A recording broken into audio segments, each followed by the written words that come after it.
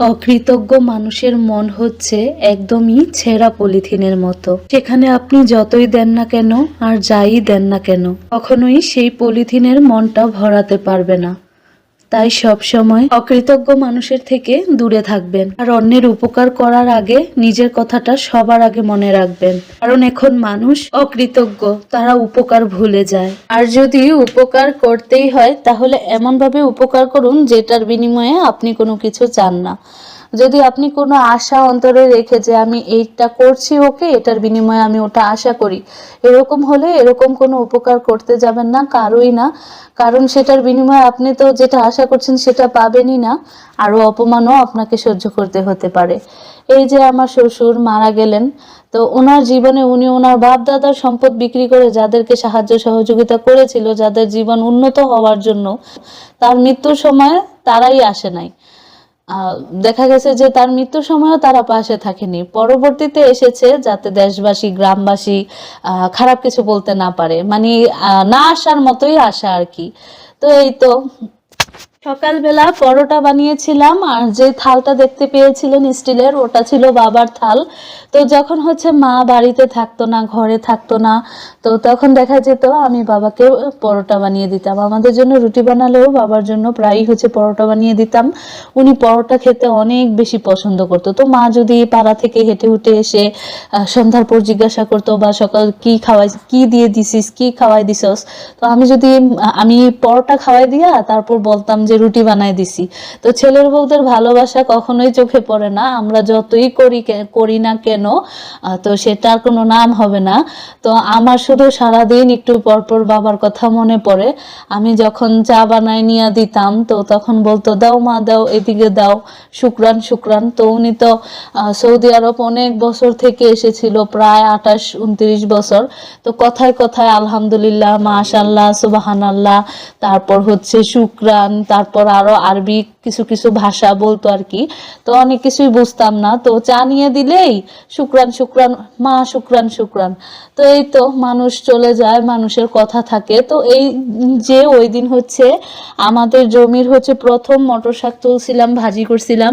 এই যে দেখেন ভিডিওটা এতদিন ধরে হচ্ছে আমার গ্যালারিতে পড়ে রয়েছে, আমি খেয়ালই করি নাই। তো মনই ভালো না, মনের বিরুদ্ধে গিয়ে কত কিছুই না করতে হয়, কত কাজই করতে হয়, তারপরও জীবন হচ্ছে চলতে গেলে অনেক কথাই মনের মধ্যে থাকে, তারপরও অনেক কষ্ট মনের মধ্যে থাকে, সেই কষ্ট নিয়েই হচ্ছে জীবন পার করতে হয়। এই যে ওদিন হচ্ছে কচু দিয়ে পাঙ্গাস মাছ রান্না করতেছিলাম, আর তারপর হচ্ছে কি করতেছিলাম, এটা কচু দিয়ে পাঙ্গাস মাছগুলো ভালো করে ভেজে নিয়ে তারপর কচু হচ্ছে ভাপিয়ে নিয়ে তারপর কচুগুলো ভেজে নিতেছিলাম। আর আমাদের জমির প্রথম মটর শাক ভাজি করছিলাম।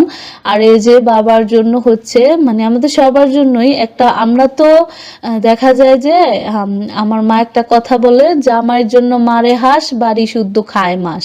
তো দেখা যেত যে এক একজনের উসিলায় এক একটা জিনিস রান্না করা হয়, তৈরি করা হয়, কিন্তু খায় তো সবাই, তাই না?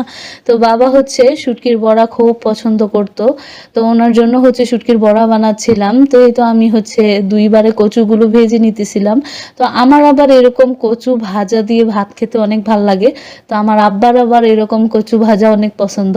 তো আমি চেপা শুটকিগুলোকে তেলের মধ্যে একদম ভাজা ভাজা করে নিছি, কারণ ওই দিন আর বেটে যে নিব, বেশিরভাগ টাইমেই হচ্ছে আমি বেটে বানাতাম, মানে বেটে বানাই আর কি। এই যে বাবা চলে যাওয়ার পর একদিনও আর শুটকি মুটকি রান্না করা হয় নাই, তো মানে তরকারি রান্না করা হয়েছে, বড়া বা ভর্তা বানানো হয় নাই। তো এখানে আমি হচ্ছে বেশি করে শুকনা মরিচ, কারণ ওই দিন বাটার মতো শক্তি ছিল না, ঝটপট করতেছিলাম, দেরি হয়ে গেছিল।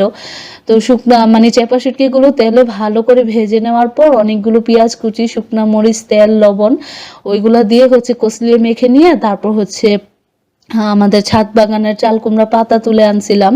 তো ওই যে ওই দিন কিন্তু মটর শাকও তোলা দেখাইছিলাম, মানে রেকর্ড করছিলাম। তো ভিডিও তো এত বড় ভিডিও তো আপনারা কেউ দেখতে চান না, তো এই জন্য হচ্ছে ভাবলাম একটু ছোট করে ভিডিওটা শেয়ার করি।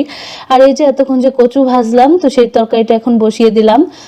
তেলের মধ্যে হলুদের গুঁড়া, মরিচের গুঁড়া, লবণ দিয়ে বেশি করে পানি দিয়ে দিছি, মানে ঝোল দিয়ে দিছি পরিমাণ মতো। এই ঝোলের মধ্যে বলক চলে আসার পর আমি হচ্ছে করব। তো এই যে দেখেন আমি চাল কুমড়া পাতার মধ্যে হচ্ছে যেই শুটকির ইগুলা বানাইছিলাম ওইগুলা হচ্ছে আমি 6 ভাগ করে নিছি।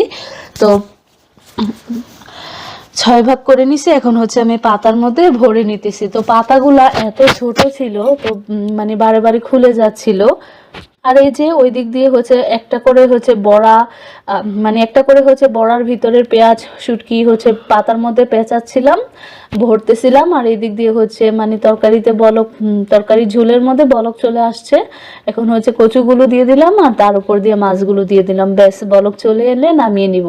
আর এই যে এদিকে হচ্ছে চেপার শুটকির বড়া ভাজি করে নিতেছিলাম। তো এটা বাবারও অনেক পছন্দের, বাবার পছন্দের খাবারই ছিল এগুলা, গরুর মাংস, চেপা শুটকির বড়া, যে কোনো শুটকির বড়া, তারপর পেঁয়াজি, আলুর ভর্তা, আলুর ভর্তা দিয়ে হচ্ছে টক ডাল খুব পছন্দ করে খেতেন। তো যেদিন আর হচ্ছে টাকি মাছ ওনার টাকি মাছ দিয়ে যে কোনো পাতা দিয়ে ভেঙে চুরে পোড়া পোড়া রান্না করা, টাকি মাছ মিনি মাছ এই দুইটা হচ্ছে মানে পোড়া পোড়া রান্না করে না, যে কোনো অল্প পাতা দিয়ে বেশি করে মাছ দিয়ে, এইগুলা ছিল ওনার পছন্দের খাবার। তো এই তো আজকে এই পর্যন্তই। সবাই ভালো থাকবেন, সুস্থ থাকবেন, দেখা হবে, কথা হবে নতুন কোনো ব্লগে। আল্লাহ হাফেজ।